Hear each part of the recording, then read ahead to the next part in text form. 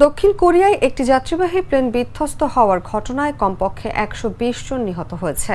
দুর্ঘটনার সময় প্লেনটিতে ১৮১ জন আরোহী ছিল। স্থানীয় কর্তৃপক্ষ ১২০ জনের মৃত্যুর বিষয়টি নিশ্চিত করেছে।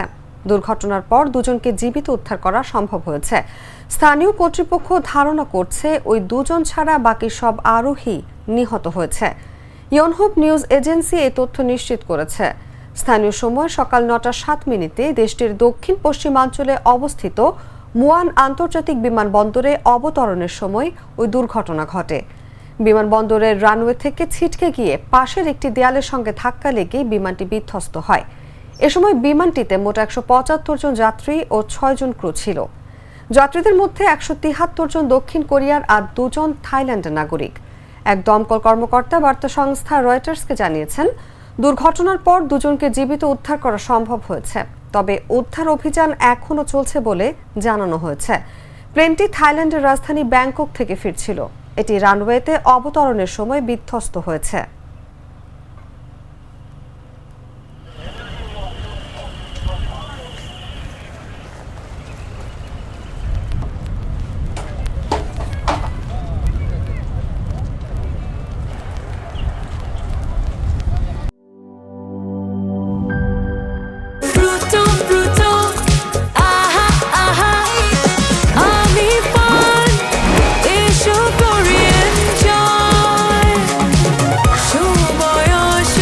প্রাণ ফ্রুটো, সময় অসময় ফ্রুটোময়।